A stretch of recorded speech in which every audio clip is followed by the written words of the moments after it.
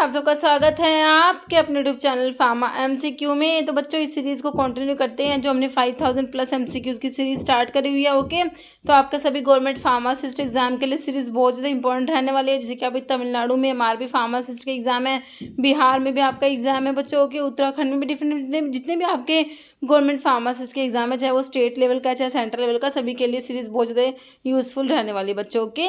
और pharma MCQ mobile application को भी आप डाउनलोड कर सकते हो बच्चों प्ले स्टोर से। अदरवाइज वीडियो के डिस्क्रिप्शन बॉक्स में ऐप की लिंक है जहाँ पर आपको टेस्ट सीरीज़ मिलती है जिसमें इस टाइप के एमसीक्यूज़ हैं। ओके, और बाकी कोर्सेज भी हैं जिसमें आपको इस सीरीज़ की पीडीएफ भी मिल जाती है। ओके, तो इसमें हमने बहुत सारे क्वेश्चंस डिस्कस कर लिए, तो स्टार्ट करते हैं क्वेश्चंस। ओके, तो हमारे क्वेश्चंस हैं 6, कहाँ तक कर लिए हमने, तो हमने यहाँ तक क्वेश्चंस कर चुके हैं।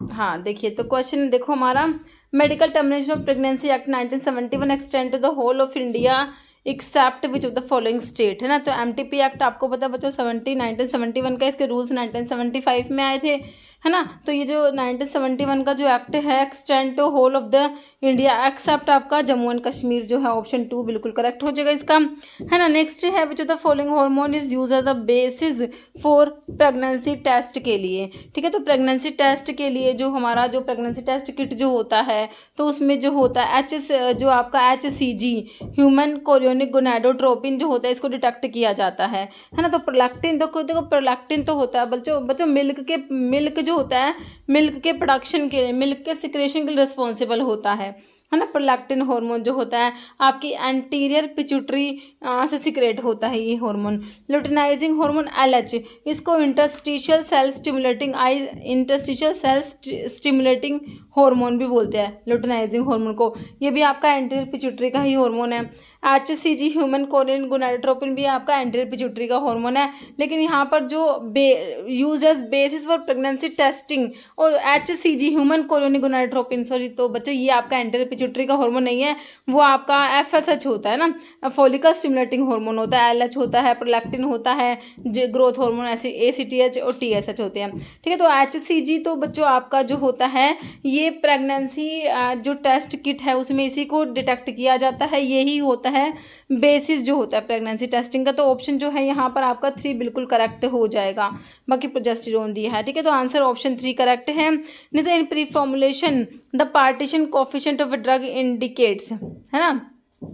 तो प्री फॉर्मुलेशन में जो पार्टिकल कोफिशिएंट होता है वो क्या इंडिकेट करेगा, तो इसमें देखो drug distribution between aqueous and lipid phase है, ड्रग का कलर, ड्रग का टेस्ट, ड्रग की सोल्युबिलिटी इन वाटर, ठीक है।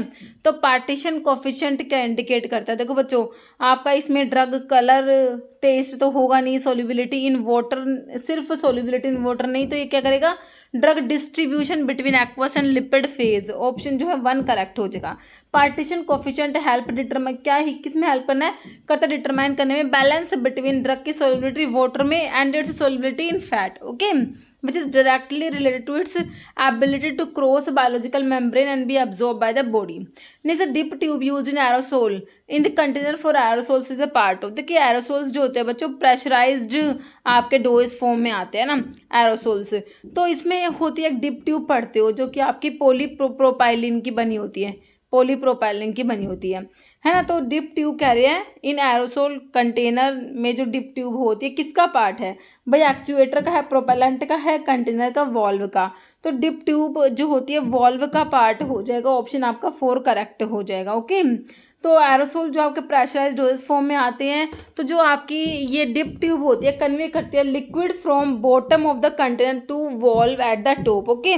तो आपका जो एरोसोल होता है ना बच्चों, जैसे तो इसमें जैसे यहाँ पर आपका यहाँ पर वॉल्व होगा, तो ये ऐसे डिप ट्यूब होती है ना। तो डिप ट्यूब जो क्या कर रही है बच्चों, ये डिप ट्यूब जो है ये क्या करती है, ये कह रहे कन्वे करते हैं लिक्विड, बॉटम जो है कंटेनर का वहाँ से लिक्विड को कन्वे लेके जा रही है, ठीक है, बॉटम से द वॉल जो टॉप पर होता है वहाँ तक, ठीक है। जैसे सॉलिड डोजेस फॉर्मुलेशन से design to overcome solubility and dissolution rate problem include the following except, है ना। सोल्युबिलिटी को ओवरकम करने के लिए, डिसोल्यूशन रेट को ओवरकम करने के लिए जो देखो हम करते हैं, कॉम्प्लेक्सेशन करते हैं, सोल्ट का फॉर्मेशन करते हैं, पार्टिकल साइज को रिड्यूस करोगे तो उससे भी आपकी सोल्युबिलिटी इंक्रीज होती है बच्चों, डिसोल्यूशन रेट भी इंक्रीज होता है ना। लेकिन इसमें जो है एक्सेप्ट लिखा है तो यहाँ पर ऑप्शन 4 आपका प्रोड्रग हो जाएगा। ओके, नेक्स्ट बच्चों, the following dye is mainly use to perform patch test in cosmetics. में जो पैच टेस्ट है बच्चों उसको परफॉर्म करने के लिए कौन सा डाई मेनली यूज करते हो, है ना। तो मेटा फिनाइलिन डायमीन है, para phenylene diamine, ethylene diamine, orthophenylene diamine है।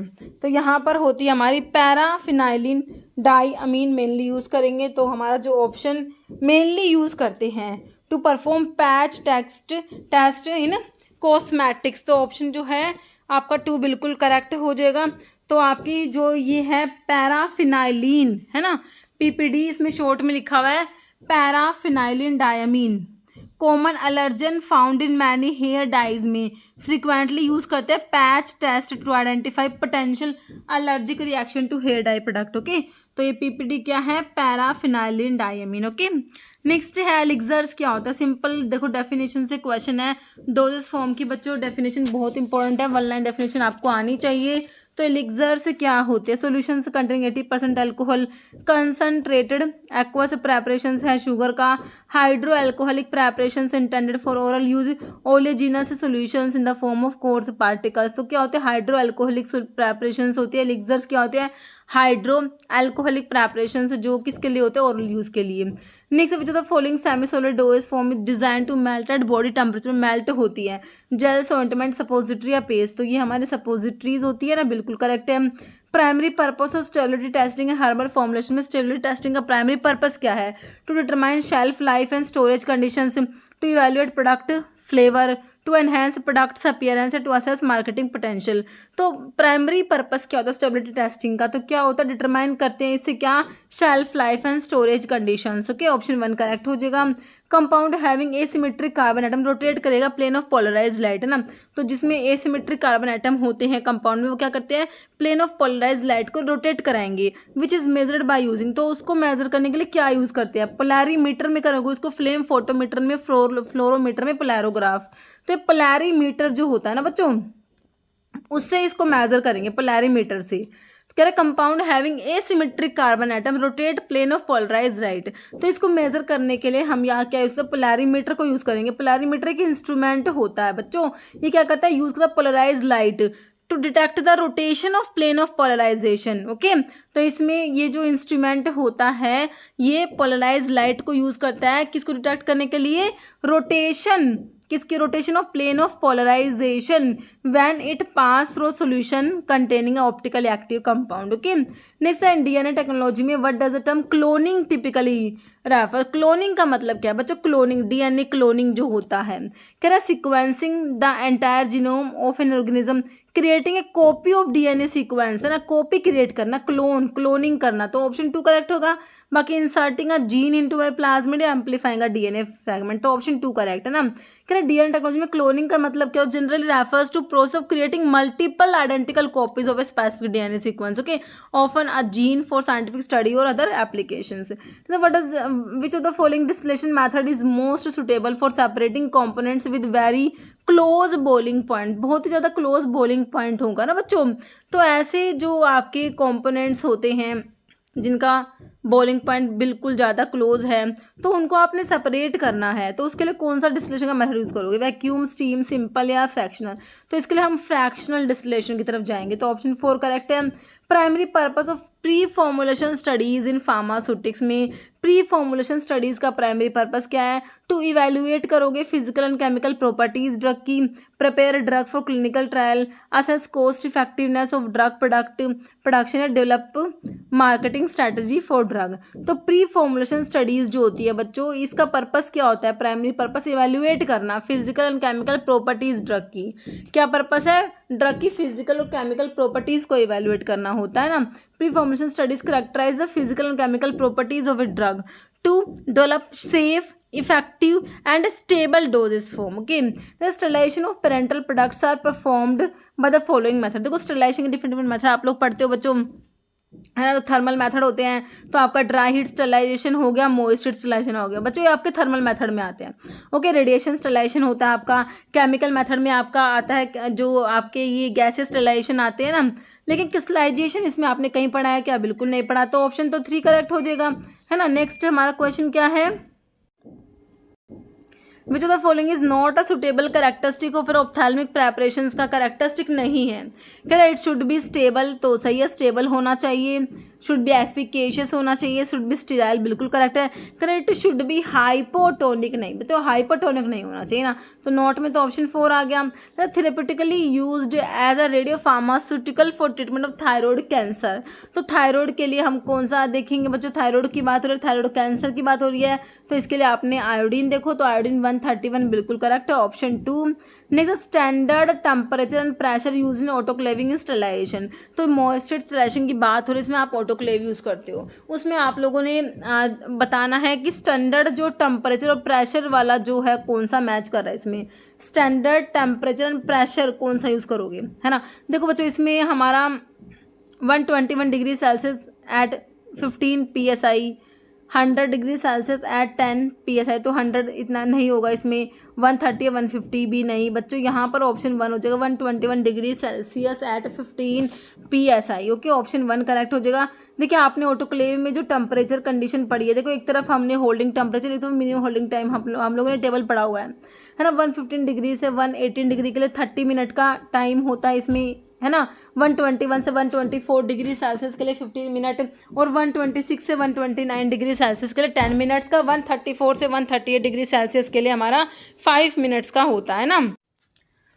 बच्चों देखो, 1 तो आपका जो है 115 डिग्री सेल्सियस के लिए आपका जो प्रेशर आप लोग देखोगे ना, तो वो 10 मतलब कि पाउंड पर स्क्वायर इंच होता है, और 121 डिग्री सेल्सियस के लिए 15 पाउंड पर स्क्वायर इंच आपने याद रखना है। ओके, तो आपने जो यहाँ पर ये टेम्परेचर याद रखा है ना, मिनिमम होल्डिंग टेम्परेचर जो होता है, minimum holding time in minutes, है ना बच्चों। तो यहाँ पर आप लोग जो है प्रेशर को भी याद रख लो, 115 डिग्री सेल्सियस जो है इसके लिए आपने 30 मिनट्स का ये टाइम है, तो यहाँ पर आपका प्रेशर 10 आपका है पाउंड पर स्क्वायर इंच याद रखना, और 121 के लिए आपने 15 मिनट्स का जो है मिनिमम होल्डिंग टाइम पड़ा, तो इसके लिए 15 ही आपका पाउंड पर स्क्वायर इंच जो है प्रेशर भी याद रख लेना इसके साथ में। ओके, क्योंकि क्वेश्चन बना हुआ है। Next, what is the main purpose of conducting stability testing on pharmaceuticals, तो स्टेबिलिटी टेस्टिंग को कंडक्ट करने का मेन पर्पस क्या है? To ensure drug maintain its safety, efficacy and quality over time, to find out drug का colour, determine drug का taste and measure drug का weight. तो कह रहा है स्टेबिलिटी टेस्टिंग कंडक्ट करने का क्या पर्पस है, तो ऑप्शन 1 करेक्ट हो जाएगा, ensure drug maintain its safety, quality, efficacy, है ना, तो ऑप्शन 1 हो जाएगा। नेक्स्ट है the type of drug utilisation review, where the review of drug therapy is done after the patient has receive the medication. अब patient ने medication receive कर ली, उसके बाद में after the patient has receive the medication, तो उसके बाद जो है हमारा ये जो ड्रग यूटिलाइजेशन रिव्यू होता है, जिसमें रिव्यू करते हैं ड्रग थेरेपी को after the patient has review the जो है पेशेंट को रिसीव कर ली मेडिकेशन, तो उसके बाद में, तो ये कौन सा होता है? कंकरेंट में तो होगा ऑन गोइंग, जब भी आपकी मेडिकेशन थेरेपी के दौरान वो कंकरेंट ड्रग यूटिलाइजेशन रिव्यू होता है। रैंडमाइज तो रैंडम है। रिट्रोस्पेक्टिव इसका आंसर हो जाएगा, बाकी प्रोस्पेक्टिव का मतलब होता है बिफोर, है ना, डिस्पेंस करने से पहले जो रिव्यू करेंगे ना, है ना, drug utilisation review, where review of drug therapy is done before the patient has received the medication, वो आपका प्रोस्पेक्टिव होता, लेकिन यहाँ पर आफ्टर की बात है तो रिट्रोस्पेक्टिव होगा, ऑप्शन 3 करेक्ट हो जाएगा। ओके, जैसे स्टेबिलिटी टेस्टिंग इसेंशियल है, क्यों बताओ स्टेबिलिटी टेस्टिंग क्यों इसेंशियल है? एनहांस ड्रग की stability, confirm the presence of viable microorganism, improve the taste, या फिर एंश्योर ड्रग सेफ्टी, तो confirm the absence of viable microorganism correct हो जाएगा, ऑप्शन 2। जैसे 4 मिथाइल पायरिडीन, है ना, पायरिडीन रिंग है, इसमें जो है आपका 4 नंबर में मिथाइल ग्रुप अटैच है, अंडर को इसका ऑक्सीडेशन होगा, ठीक है, तो इससे क्या बन जाएगा? 4 पे मिथाइल की जगह आपका COH ग्रुप आ जाएगा। ओके, ठीक है, तो ये 4 पायरिडीन कार्बोक्सिलिक एसिड बन जाता है। फिर कह रहे हैं कि इसमें to which on addition of hydrazine, तो इसमें हाइड्रोजन NH2 आप ऐड करोगे, है ना, इज कन्वर्टेड टू आइसोनियाजिड बन जाएगा। आइसोनियाजिड हमारा होता है INH आइसोनिकोटिनिक एसिड हाइड्राजाइड होता है।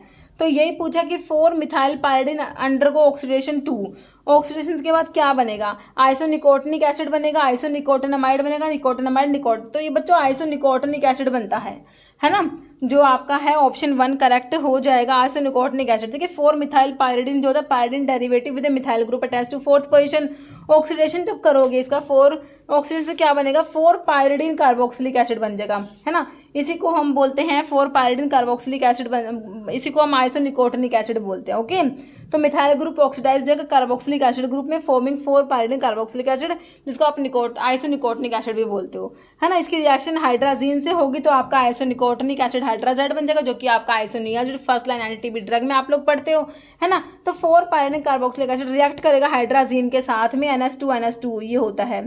ओके, तो इससे आइसोनियाजिड बनेगी हमारी। देखो आइसोनियाजिड बच्चों ये यहाँ पर नाइट्रोजन प्रेजेंट है आप लोगों का, और यहाँ पर NH2 होता है ये। ओके, तो ये है ये, ठीक है, तो ये हमारी आइसोनियाजिड होती है ना बच्चों।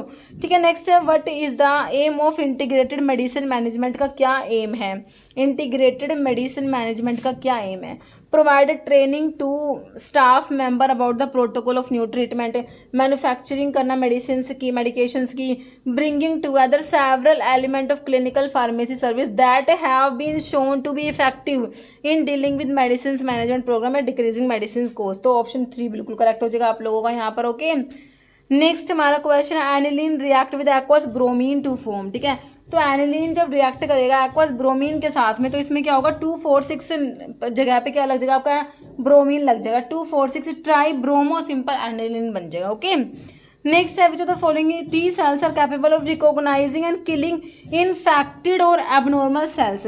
कौन से T सेल्स हैं जो क्या करते हैं बच्चों, वो रिकॉग्नाइज करते हैं और किल करते हैं इनफेक्टेड या एबनॉर्मल सेल्स को। Inducer T cell, suppressor T cell, helper है साइटोटॉक्सिक, तो ये साइटोटॉक्सिक T सेल होते हैं बच्चों। तो ऑप्शन 4 करेक्ट हो जाएगा। Following are common acquired cause of cell injury except, है ना, तो कॉमन एक्वायर्ड कोज है सेल इंजरी के, एक को छोड़ के। एजिंग से होता है, सेल डिवीजन बच्चों इसके लिए कोई, देखो सेल डिवीजन तो सेल की ग्रोथ के लिए रिस्पॉन्सिबल होता है ना बच्चों, बाकी हाइपोक्सिया फिजिकल एजेंट्स भी होते हैं, तो ऑप्शन 2 करेक्ट है।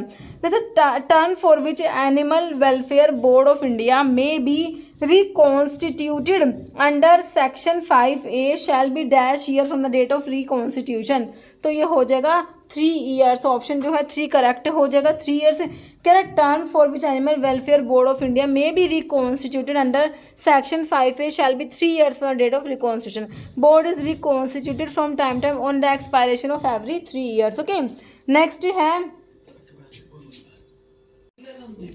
A typical sign of physical incompatibility is an emulsion formulation is. ठीक है, तो इसमें discolouration of the liquid, gas formation, increasing in temperature, layer separation और क्रीमिंग। तो देखिए इमल्शन की बात हो रही है, तो फिजिकल इनकम्पैटिबिलिटी इन इमल्शन फॉर्मुलेशन तो क्या है, देखो इसमें हो जाएगा क्या होता है लेयर सेपरेशन और क्रीमिंग, तो ऑप्शन जो है हमारा क्रीमिंग जो होता है ना, लेयर सेपरेशन या क्रीमिंग, तो ये करेक्ट हो जाएगा option 4। Next expression that correlate the degree of dissociation of an electrolyte in dilution is known as, तो कौन सा लो है, हेनरी लो है, बोयल्स लो, ओसवाल्ड लो है, रोल्स लो, तो ये हमारा होता है कौन सा, ओसवाल्ड लो होता है, ऑप्शन 3 बिल्कुल करेक्ट हो जाएगा। तो ओसवाल्ड लो जो होता है, ओसवाल्ड डाइल्यूशन लो, ये डिस्क्राइब करता है relationship between degree of dissociation constant and the concentration of weak electrolyte.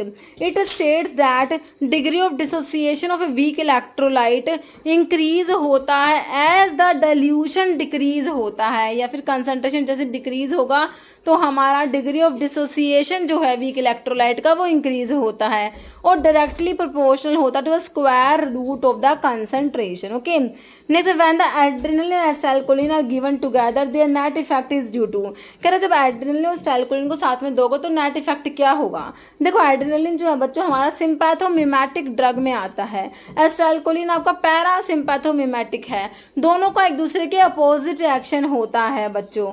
Okay, तो क्या होगा, इडियोसिंक्रेसी होगा, एंटागोनिज्म, एडिटिव इफेक्ट, सिनर्जिज्म, तो क्या होगा एंटागोनिज्म होगा ना, अपोजिट इफेक्ट है दोनों का एक दूसरे के, तो ऑप्शन 2 करेक्ट है। नहीं sir, as per ICH guideline quality guidelines are related to, है ना। तो क्यू गाइड जो आपने क्यू सीरीज हम मैंने आपको कराई थी, Q1 Q2 Q3 सारे बताए थे ना। तो क्वालिटी गाइडलाइंस रिलेटेड किससे रिलेटेड है? इम्प्योरिटी टेस्टिंग है, डोज रिस्पॉन्स स्टडीज है, कार्सिनोजेनेसिटी स्टडी, जीनोटॉक्सिटी स्टडीज। तो इसमें हो जाएगा आपका इम्प्योरिटी टेस्टिंग, हो जाएगा ऑप्शन 1। ओके, तो इसमें बच्चों इतने क्वेश्चंस थे। अभी एक क्वेश्चन का आंसर आप लोग कमेंट बॉक्स में देना है। Red blood cells are also known as leukocytes, thrombocytes, erythrocytes, ribosomes. Okay, तो इसका आंसर आप लोग कमेंट बॉक्स में देना है। इस वीडियो में इतना ही। अगर आपको वीडियो अच्छी लगे तो लाइक करना, शेयर करना, चैनल पर नए हैं तो मेरी आप लोगों से रिक्वेस्ट है कि चैनल को प्लीज़ सब्सक्राइब जरूर करना। Okay, thank you.